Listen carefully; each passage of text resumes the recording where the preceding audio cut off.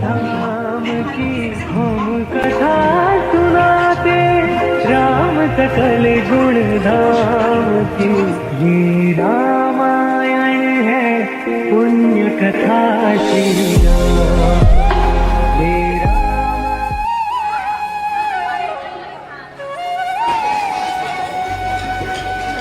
माता कैकेयी, माता कौशल्या एवं उनके 4 पुत्र श्री राम, लक्ष्मण, शत्रुघ्न और भरत आपके सामने हैं और ये सभी आपके सामने रामायण नामक कथा का मंचन करेंगे।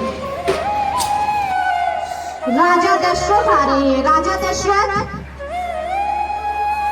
रानी सुमित्रा, रानी कौशल्या, महारानी कैकेयी, बड़े पुत्र राम, लक्ष्मण, भरत, शत्रुघ्न। इस नाटक के मुख्य पात्र हैं जिन्हें हम माता सीता के नाम से जानते हैं। उनका दर्शन आपको कुछ क्षणों के बाद मिलेगा। अजा पुत्र राजा दशरथ भरी सभा में ये घोषणा करता हूँ कि मेरा ज्येष्ठ पुत्र राम अयोध्या का नया राजा होगा और मैं अपनी तरफ से उसे ही अयोध्या का नया राजा घोषित करता हूँ। दरबार में बैठे सभी वासी यह सुनकर बहुत प्रसन्न होते हैं। तत्पश्चात माता कैकेयी खड़ी होती है और कहती है, महाराज, क्या आपको मेरे वचन याद है? हाँ महारानी, बोलिए, आपको क्या वचन चाहिए? महारानी कैकेयी, महाराज, मेरा पहला वचन यह है कि मेरे बेटे भरत को इस राज्य का राजा बनाया जाए और मेरे राम को 14 वर्षों के लिए वनवास भेजा जाए। महाराज, कैसी बात कर रही है? क्या कोई अपने कलेजे के टुकड़े के लिए ऐसी बात कर सकता है? आप सोच रही हैं, आप हमसे क्या मांग रही हैं? महाराज, मैं जानती हूँ, परंतु आपने मुझे वचन दिया है और आपको मेरे वचनों का पालन करना ही पड़ेगा। यह बात सुनकर दरबार में बैठे सभी लोग दुखी हो जाते हैं।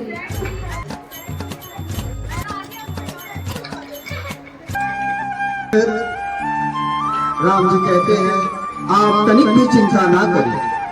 यदि माता की यही इच्छा है तो पुत्र होने के नाते माता की शिक्षा को मैं अवश्य पूरा करूंगा। लक्ष्मण का आगमन होता है। लक्ष्मण भी बड़े भ्राता राम के साथ वनवास जाने की इच्छा प्रकट करते हैं और कहते हैं, बड़े भैया, यदि ऐसा है तो मैं भी आपके साथ वनवास चलूंगा।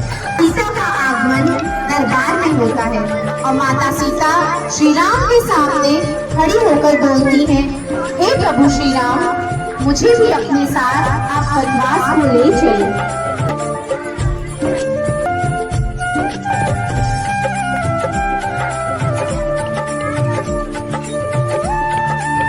माता सीता अपनी कुटिया के बाहर बैठी है। श्री राम वन को चारों तरफ खींच रहे हैं। राम, महाराजा अयोध्या के प्रभावी राजा श्री राम वनवास की ओर चल चुके हैं। जीवन यापन करने का पालन किया है। तो एक स्वर्ण मृग दिखाई पड़ता है और वह स्वर्ण मृग देख माता सीता भाव विभोर हो जाती हैं और कहती हैं, प्रभु श्री राम, क्या आपको वह सुंदर स्वर्ण मृग दिखाई दे रहा है?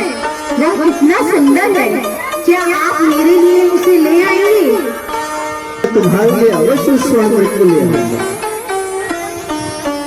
यह सुन श्री राम स्वर्ण मृग को लेने वन की ओर जाते हैं। माता सीता अपनी कुटिया में बैठी हुई हैं और श्री लक्ष्मण वन की कुटिया के चारों ओर विचरण कर रहे हैं। उन्हें एक आवाज सुनाई देती है, लक्ष्मण, बचाओ, बचाओ, लक्ष्मण।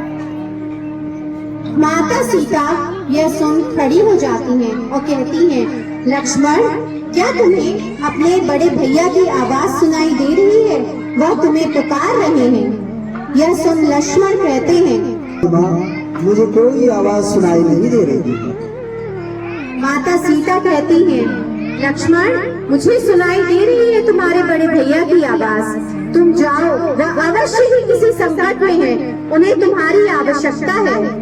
लक्ष्मण माता सीता के मुख से ये बात सुनकर अधीर हो उठते हैं और कहते हैं कि भाभी माँ, मैं आपको इस अवस्था में छोड़कर नहीं जा सकता। तुम मेरे लिए चिंता मत करो, मैं सुरक्षित हूँ। तुम जाओ, तुम्हारे भाई को तुम्हारी आवश्यकता है, वह अवश्य ही किसी संकट में है, वह बार बार तुम्हारा नाम पुकार रहे हैं। लक्ष्मण कहते हैं कि भाभी माँ, यदि आपकी यही इच्छा है, आदेश है, तो सर बात होकर। और लक्ष्मण जाने से पहले कुटिया के बाहर लक्ष्मण रेखा खींचते हैं।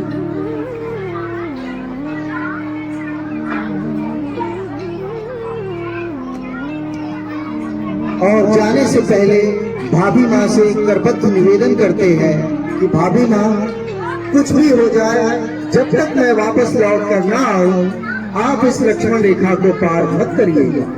यह बात कहती है माता सीता, ठीक है लक्ष्मण, तुम जाओ, मैं इस लक्ष्मण रेखा को पार नहीं करूंगी।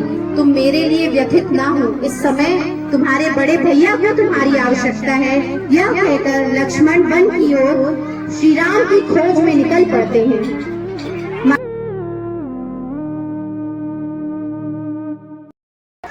तत्पश्चात रावण का आगमन होता है, किंतु रावण यह जानता है कि माता सीता मुझे इस रूप में देखकर वह कभी मेरे पास नहीं आएंगी, और वह बहुत बुद्धिमान होता है। वह अपनी बुद्धि का प्रयोग करता है और कहता है, मुझे अगर सीता का हरण करना है तो मुझे कुछ सोचना पड़ेगा। और वो यह सोचकर अपने भेष को बदल कर आता है, और उसका ये नया भेष आपके सामने आएगा, जो एक ऋषि मुनि का भेष है। ऋषि मुनि का आगमन होता है। भवति भिक्षाम दे, ओम भवति भिक्षाम दे, ओम भवति भिक्षाम दे। माता सीता ऋषिवर की आवाज सुन कुटिया के बाहर आती हैं और कहती हैं, प्रणाम ऋषिवर, मैं आपकी क्या सेवा कर सकती हूँ? ऋषिवर कहते, मुझे भूख लगी है देवी, मुझे कुछ भोजन प्रदान करो। यह सुन वापस अपनी कुटिया में जाती हैं और ऋषिवर के लिए कुछ फल इकट्ठे करके लाती हैं। फल को लेने के लिए जैसे ही ऋषि लक्ष्मण रेखा पर पैर रखते हैं, अचानक उसमें से अग्नि की लपटें निकलने लगती हैं। ऋषिवर उस लक्ष्मण रेखा को पार नहीं कर पाते हैं। तत्पश्चात माता सीता को वो कहते हैं, हे देवी, आप मुझे स्वयं आकर के अपना भोजन प्रदान करें। माता सीता चिंतित होती है, क्योंकि उन्हें वो लक्ष्मण रेखा पार नहीं करनी है। फिर वह सोच में पड़ जाती है कि मैं ऋषिवर को अपने निवास स्थान से यूं भूखे नहीं भेज सकती, मुझे तो उन्हें भोजन कराना ही पड़ेगा।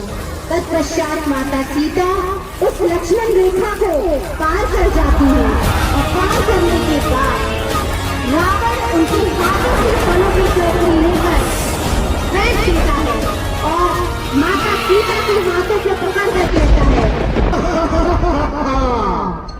मैं लंकापति रावण हूँ। यह सुन माता सीता व्यथित हो जाती हैं और जोर से चिल्लाती हैं, प्रभु राम बचाए, प्रभु राम बचाए। और रावण माता सीता को लेकर सबसे सुंदर वाटिका अशोक वाटिका में रखता है। तत्पश्चात माता सीता चिंतित हैं और व्याकुल हैं कि वो प्रभु श्री राम से बिछड़ गई हैं। वह विलाप करती हैं कि मेरे प्रभु श्री राम मुझे लेने कब आएंगे। यह सुन माता की जटा का आगमन होता है। माँ जटा आती है और कहती है, पुत्री, तुम चिंतित ना हो, तुम्हारे प्रभु श्री राम अवश्य ही तुम्हें लेने आएंगे। सीता, ये लंकापति रावण की लंका है, जो तीनों लोगों का स्वामी है। जिस वनवासी के तुम आने की राह देख रही, इस लंका में वो कदापि नहीं आ सकता। यहाँ किसी का भी आना संभव नहीं। सुन, माता सीता कहती हैं, रावण तुम अपनी इन बातों पे गुरूर मत करो, वो प्रभु श्री राम है, वह अवश्य ही मुझे लेने आएंगे। यह कहकर माता सीता मौन हो जाती है और रावण वहाँ से चला जाता है। तत्पश्चात हनुमान जी का आगमन होता है। जय श्री राम। जी अशोक वाटिका में प्रवेश कर चुके हैं और माता सीता के सम्मुख बैठ गए हैं। प्रणाम माता, क्या आप इस मुद्रिका को पहचानती हैं? ये मुद्रिका मुझे प्रभु श्री राम ने दी है। यह मुद्रिका तो मेरे स्वामी श्री राम की है। यह तुम्हें कहाँ से मिली पुत्र? यह मुद्रिका मुझे प्रभु श्री राम ने दी और उन्होंने कहा कि यह मुद्रिका जाकर मेरे सीते को दे दो, वो तुरंत पहचान जाएगी कि ये मुद्रिका प्रभु श्री राम की है। यह बात सुन माता सीता भाव विभोर हो जाती हैं और पूछती हैं, पुत्र मुझे बताओ मेरे प्रभु श्री राम कैसे हैं और वो कहाँ हैं और वो मुझे कब लेने आएंगे? मैं उनके बिना बहुत व्याकुल हूँ। हे माता, आप तनिक भी चिंता न करें, प्रभु श्री राम शीघ्र ही आपको यहाँ से लेने के लिए आएंगे। आपके गिरह में वो भी व्याकुल है। जितना आप यहाँ परेशान हैं, उतना प्रभु श्री राम भी। तत्पश्चात माता सीता कहती हैं, पुत्र प्रभु श्री राम को मेरा संदेश देना कि वह जल्द ही मुझे लेने आए। ये सीता उनका सदैव इंतजार कर रही है। यह बात सुन वह श्री राम को आज्ञा देती है कि पुत्र अब तुम जाओ, ये लंका नगरी है, यहाँ तुम्हारा रहना खतरे से खाली नहीं। यह बात कहकर प्रभु श्री हनुमान वहाँ से चले जाते हैं।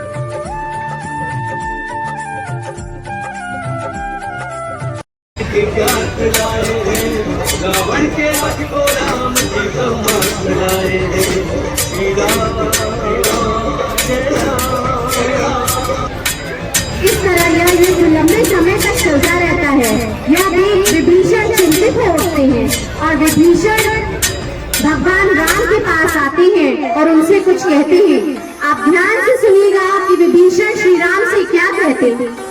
हे प्रभु, इस युद्ध का निष्कर्ष तब तक नहीं निकल सकता जब तक रावण न मरे। रावण को अमरता का वरदान प्राप्त है और उसकी नाभि में अमृत संचित है। जब तक आप उसकी नाभि में बाण से प्रहार नहीं करेंगे, रावण नहीं मरेगा। उसकी मृत्यु असंभव है।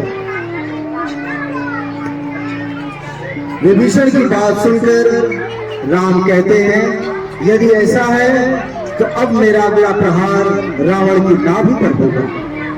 और ऐसा कहकर वो नाभि के ऊपर प्रहार करते हैं और रावण घायल मूर्छित अवस्था में जब नीचे गिरता है तो मरते समय भी उसके मुख से एक ही आवाज निकलती है, राम राम। इस कथा का समापन होता है, रावण का वध होता है श्री राम के हाथों के द्वारा। और इस कहानी से हमें यह शिक्षा मिलती है कि हमें सदैव सत्य का साथ देना चाहिए और भगवान ने श्री राम ने सदैव सत्य का साथ दिया था और इस रावण की मृत्यु हुई थी जिसे अत्यंत अहंकार था अपने लंका के रावण होने का। और हमें यह भी प्रेरणा मिलती है कि हमेशा सदैव अच्छाई की विजय होती है और बुराई की हार होती है। उसके पश्चात प्रभु श्री राम, माता सीता, श्री लक्ष्मण सहित अपने नगरी अयोध्या को वापस लौटते हैं। राम राम जय राजा राम, राम राम जय सीता राम, राम राम जय राजा राम।